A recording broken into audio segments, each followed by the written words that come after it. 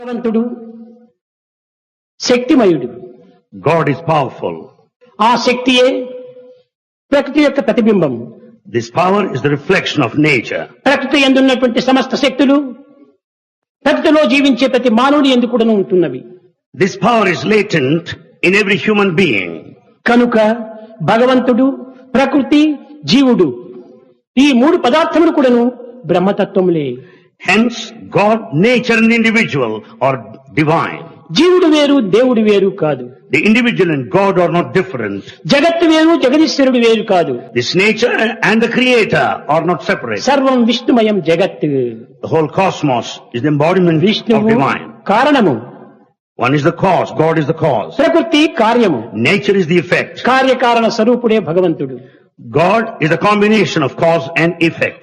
కనుక భగవంతుని అన్వేషించుటకు మనం ఎట్టి సాధనలు చేయను అక్కర్లేదు. We don't need to follow any spiritual path to search for God. మనిషి యందు కూడాను సమస్త శక్తులు కూడాను ఇమిడి ఉన్నవి. In man there are present so many potentialities. అజ్ఞాతమైనటువంటి స్థితిలో ఇమిడి ఉంటున్నవి. They are all present in a hidden way.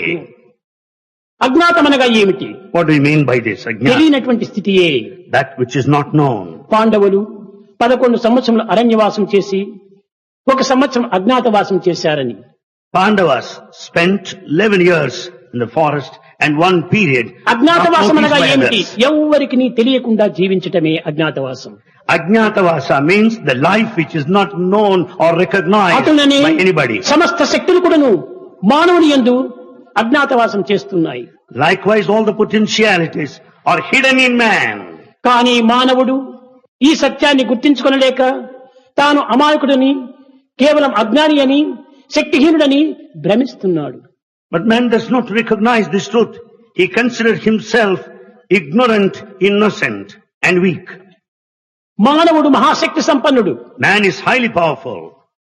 దీనిని సైంటిస్టులు అన్ని విధాల విచారణ చలిపి వివేకం చేత విజ్ఞానమును తెలుసుకొని అంత అణుమయం అన్నారు.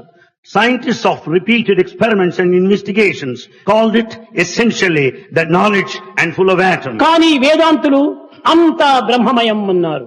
But spiritualists call it, the whole thing is the embodiment of the divine. పేర్లు మాత్రం ప్రత్యేకంగా ఉన్నవి కానీ రెండింటి యొక్క ఏకత్వము ఒక్కటే. The names are different, but essentially convey the same. శక్తియే Brahma, బ్రహ్మనే Shakti. Energy is Brahma, Brahma is energy. కనుకనే జగత్తునందు ఒక విధమైనటువంటి శక్తి సర్వత్రా వ్యాపించి ఉంటున్నది. Therefore, this energy is present all over this world. మనము చేయనటువంటిది, చూచున్నటువంటిది సర్వం కూడా శక్తిమయమే. What we see, what we do is full of energy. ఈనాడు పదార్థంగా మనం గోచరిస్తుంది. Today you see the matter. ఈనాడు జీవుడిగా మనం గోచరిస్తుంది. We see the individual. కడపటికి జీవుడు, పదార్థము సర్వం కూడాను శక్తిమయంగా మారిపోతుంది. Ultimately you will know that the matter and individual are atomic essential. కానీ ఈనాటి యొక్క విజ్ఞానవంతులు కూడాను సైన్స్ అండ్ మెటీరియల్ అని పెట్టారు, మ్యాటర్ అని. Scientists call it as material matter. కానీ మ్యాటర్ అనేటువంటిదే లేదు ఈ జగత్తులో. In this world there's nothing like this అంతా matter. శక్తియే. Everything is energy. నీకు కనిపించే సమయంలో మ్యాటర్ గా ఉండవచ్చును. You find it as matter. తిరిగి తదుపరి అది శక్తిలో ప్రవేశిస్తుంది. Later it transforms into energy. నీకు కనిపించే సమయంలో జీవుడుగా ఉండవచ్చును. You may find an individual. తిరిగి ఆ జీవుడు కూడా శక్తిగా మారిపోతుంది. Even this individual gets transformed into కనుక energy. వివిధ రూపనామములతో ఉండినటువంటి ఈ జగత్ అంతా కూడా శక్తిమయమే. Therefore this world which is full of name and form essentially is energy only. ఈ శక్తి అనగా ఏమిటి? What is this energy? శక్తి అనగా కేవలము కంటికి కనిపించినది కాదు, You don't see with the naked eye. చెవులకు వినిపించినది కాదు, You can't listen with the ear. మనసుకు అనిపించినది కాదు, You can't comprehend with the హృదయాన్ని mind. మురిపించినటువంటిది కాదు. It will not delight your heart. Shakti శక్తియే. Energy is energy. మానవుని యందు లేని శక్తులు మరొక చోట లేనే లేదు. The power which is not in మరొక you is not చోటే లేదు ఇంకా. outside. There's no place at all. నీ యందు ఉన్నటువంటి శక్తులే మరొక చోటు ఉన్నాయి. That in you is present outside also. ప్రపంచమంతా ఈ శక్తులతోనే నిండి ఉంటున్నది. The whole world is full of such energy. ఇలాంటి శక్తుల యొక్క తత్వాన్ని మనం మొట్టమొదట గుర్తించాలి. We have to know the nature of the energy first. ఈ ప్రాథమిక జీవితాన్ని గడిపేంత వరకును ఏదో కొన్ని ఈ మానసిక సంబంధమైనటువంటి యొక్క సాధనలు మనం సల్పాలి. However, so long we are in this world, we have to do certain activity with our mind. అయితే కనుక గురువు అనేటువంటి పదానికి మొట్టమొదట మనం అర్థం తీసుకోవాలి. Let's know the meaning of this word guru. గురువు అనగా బోధించినటువంటి వాడు కాదు గురువు. He's not the one who teaches. మంత్రాన్ని ఉపదేశించినటువంటి వాడు కాదు గురువు. Not the one who teaches mantra. రు Gu, root. అజ్ఞానాన్ని నిర్మూలం గావించిన వాడు గురువు. The one who removes this ignorance is Guru. ఇంతేకాకుండా గుకారము గుణాతీత తత్వము, Gu means that which is beyond attributes. రుకారము రూపవహితము, Ru means formlessness. గుణము రూపము లేనటువంటి వాడు దైవం ఒక్కడే కనుకొని గురు బ్రహ్మ గురు విష్ణు గురుదేవో అన్నారు. The one beyond attributes and form is God himself. నిజమైన గురువు దైవం ఒక్కడే. The true Guru is God only. వీళ్ళందరూ కూడాను All the rest, కేవలం టీచర్స్ వంటి వాళ్ళు. all the rest are teachers. ఇప్పుడు ఒక విద్యార్థికి ఒక కాలేజీలో ప్రవేశించినప్పుడు మ్యాథమెటిక్స్ టీచర్ ఒకడు ఉంటాడు, ఫిజిక్స్ టీచర్ ఒకడు ఉంటాడు, కెమిస్ట్రీ టీచర్ ఒకడు ఉంటారు. ఇంతమందిని ఎట్లా పూజించేకవుతుంది, వీళ్ళు ఎట్లా గౌరవించేకవుతుంది? ఉండేది ఒక గురువే. When a student joins there in the college, he has got mathematics teacher, physics teacher, chemistry teacher. అదే How can you teacher worship them all? ఈ విధంగా ఒక్కొక్క సబ్జెక్ట్ ఒక్కొక్క గురువుగా ఉంటాడు. Each subject has got his వీళ్ళంతా own teacher. గురువులు కాదు, They are not gurus. వీళ్ళు teachers, They are only teachers. బోధించేటువంటి వాళ్ళు. They teach. కానీ వీళ్ళ గురువు అంటే ఏమిటి? And who is Guru here? తన యొక్క గురుని చూపించాలి. Guru is the one who will show the Guri or the goal. గురి అనగా ఆత్మతత్వాన్ని చేర్చాలి. Here Guri goal is Atma. అదే గురి. That is the goal. Ghurye లేనప్పుడు గురువేం చేయగలడు? Without that goal, what is that Guru can do? కనుకనే గురువు అనేటువంటి తత్వం ఏమిటి? నిర్మలమైనటువంటి మనస్తత్వమే గురుత్వము. Guru means the one who is pious and pure. తన్ను తాను తెలుసుకున్నటువంటి వాడే నిజమైన తనకు గురువు. The one who knows himself is the true Guru. ఎవరితోనైనా నీ విద్యను నేర్చుకో, తప్పులేదు. You can learn from anyone, no mistake. కానీ But అర్పితం మాత్రము భగవంతునికి మాత్రమే కావాలి. you have to surrender to God only. అది ఏ నిజమైనటువంటి యొక్క భక్తి, అది ఏ నిజమైనటువంటి ఆధ్యాత్మికము. That is true spirituality. ఇలాంటి నిజమైనటువంటి ఆధ్యాత్మిక తత్వం లోపల గురుత్వం అంటే ఏమిటి? What is this position of a Guru? లోకానికి ఎన్నో బోధలు చేశాడు వ్యాసుడు. Vyasa taught so many things to this వ్యాసో world. Narayana హరిహి అన్నారు, అతను నారాయణ స్వరూపుడే అన్నారు. People said Vyasa is God himself. ఇది వ్యాస పౌర్ణిమ అంటారు దీనిని. Today is called Vyasa Paurnami. అనగా ఏమిటి? What does it mean? అనేక వేదములుగా ఉండినటువంటి దాన్ని దీన్ని ఉచ్చరించడం చాలా కష్టమవుతుందని 4 వేదములుగా విభజించి లోకానికంతా అందించాడు. This infinite knowledge of Veda is classified into 4 important texts and propagated to the world. అలాంటి విభాగం గావించినటువంటి యొక్క వ్యాసునికి ఆనాడు హృదయం చాలా పవిత్రంగా మారిపోయింది. And this kind of classification of the Vedic knowledge ఇంత gave him ప్రపంచానికి ఈ satisfaction. పవిత్రమైనటువంటి వేదమాతను అందించాను కదా అని సంతృప్తి పడ్డాడు. He was so happy that he could share the Vedic literature with this world. ఆ సంతృప్తి పడినటువంటి దినమే పూర్ణిమ. This day of satisfaction is Purnima. పూర్ణిమ అనగా ఏమి? Full moon. Purnima means full moon. పూర్ణమద పూర్ణమిదం అని పూర్ణంగా ఉంటున్నాడు చంద్రుడు. Moon is full moon day. అయితే ఈ యొక్క మూనుకు మానవుని మనసుకు సన్నిహిత సంబంధం ఉంటుండాలి. There is intimate relationship between the ఆ moon and వేదములంటే mind. చంద్రమా మనసో జాతః చక్షో సూర్యో అజాయత. ఆ చంద్రుడు మనసు రెండు ఒక్కటే. Moon is the presiding రెండు deity of the mind. ప్రతిబింబంలే. One is the object, other is the reflection.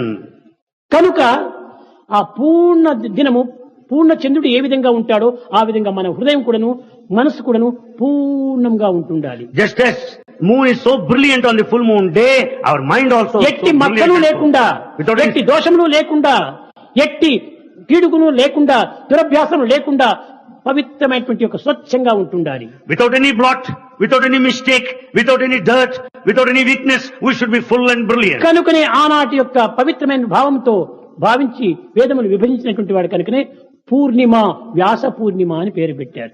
With these sacred feelings, Vyasa classified Vedic literature. So this day is called Vyasa ఇది Purnima. Guru Purnima కాదు. This is not Guru Purnima. హృదయాన్ని ఏనాడు మనం పరిశుద్ధ భావించుకుంటామో అదే Guru Purnima. That day when we purify our heart is the day of Guru మర్మ Purnima. మెరిగిన మరు నిమిషంలో మనసే వారికి గురుడండి అన్నారు. The day when you understand the mystery of this world, your mind will be your Guru. మర్మం ఏనాడు నీవు తెలుసుకుంటావో అప్పుడు తన మనసే తన గురువు అవుతుంది. Then once you know the secrets, your mind becomes Guru. స్వామి, మానవత్వానికి 7 రకమైనటువంటి కోటలు ఉన్నాయి, forts. The human life has got 7 forts. ఏమిటది? What is? కామం అనేటువంటిది ఒక ఫోర్టు, One is క్రోధం అనేటువంటిది ఒక desire. Port, Anger is one fort. లోభం అనేటువంటిది ఒక పోర్టు, Anger. కామ క్రోధ లోభ మోహ మాత్సర్యం ఈ 6 కోటలు ఉంటున్నాయి. And human life has got these 7 forts. ఈ Other is అన్నిటికంటే anger and పెద్ద కోట greed. ఒకటి ఉండాలి, దేహాభిమానం అనే కోట. There is biggest fort, one of body ఈ attachment. 7 కోటలకు మధ్యలో ఉంటున్నాడు భగవంతుడు. God is present at the center of, surrounded by 7 Kota forts. 7 చుట్టురా, Kota లోపుల తోటరా. There are 7 forts. Within there is తోటలోనికి garden. పోదామంటే దారి తెలియదు ఎట్టరా. To get into the garden, what is the path? What is the way? పాటు అయినది చెట్టురా, పట్టు అయినది కొమ్మరా. Here is present a strong tree and there is the branch that will be the పాటు fort. దప్పి పట్టు విడిచితే పరబ్రహ్మమే చేరురా. కింద ఉన్నది చెట్టు, చేతిలో పట్టుకున్నది కొమ్మ. ఈ చెట్టు విరిగిపోయి కొమ్మ విరిగిపోతే వీనికి ఏం గతి? Here lies this tree standing on the ground, and if the tree falls and if the branch leaves you, what will happen to you? కనుక గురువులు అనేటువంటి వారు ఈనాడు కొమ్మల వంటి వారు. So gurus today are like branches. భగవంతుడే చెట్టు వంటి వాడు. God is the tree. చెట్టును ఆశ్రయించినటువంటి వానికి కొమ్మలు ఏమీ మాత్రము భద్రం ఉండవు. If you rely on the tree, there will be safety and A security. విధమైన ప్రమాదం జరిగినా కూడా అతనికి బాధ కలగదు. You'll never be put to danger, you can be safe. కనుకనే దైవాన్ని ఆశ్రయించండి. So surrender to God. దానికోసమనే గురు బ్రహ్మ, గురు విష్ణు, గురు దేవో Maheshwara. Therefore it is said, Guru is Brahma, దైవమే Vishnu and నిజమైన Shiva. గురువు. And God is the true Guru. కనుక So, మీరు పవిత్రమైనటువంటి భావం చేత with sacred thoughts, దైవాన్ని మీ హృదయం నుండే ఉన్నట్టుగా విశ్వసించి, have faith that God is in your heart. సర్వము నాకు గురువు భగవంతుడే, God is my Guru. నిజమైనటువంటి వారు ఈ జగత్తులో ఎవరు లేరు. There's no other Guru. అందరికీ beyond. గురువు ఒక్కడే. There's only one Guru to ఒక్కొక్క everyone. వ్యక్తికి ఒక గురువు అని ఈ లోకంలో ఉండవచ్చును. Each one may call కానీ in his own అందరికీ way. గురువు అయినటువంటి వాడు దైవం ఒక్కడే. But the Guru of అన్ని Gurus is దేశంలో God. వారు కూడా దైవం ఒక్కడే. There's only one Guru to all people of all కానీ countries. ఆ దైవాన్ని అనేక పేర్లతో పిలవచ్చును. But we may call in different names. కానీ పేర్లు వేరు, రూపములు వేరు కావచ్చును. Names and forms are కానీ different. దైవం ఒక్కడే. But God is దైవం one. ఒక్కడే. God is one. ప్రేమ ముదిత మనసు కహో రామ రామ రామ రామ రామ రామ రామ శ్రీ రామ రామ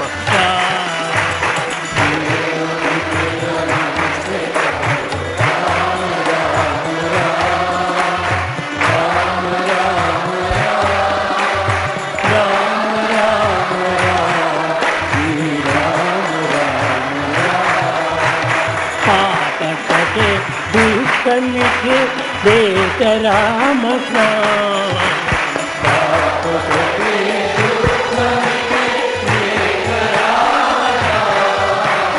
భవ సముద్ర సుఖదనావ సుఖ రామ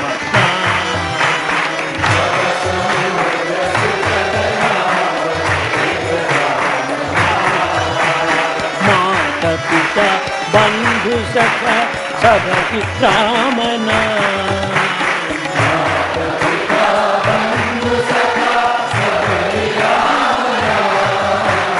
భక్త జనర జీవన గణ ఏక రామ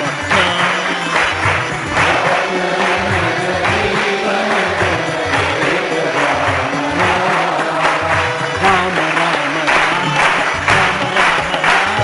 రామ రామ శ్రీ రామ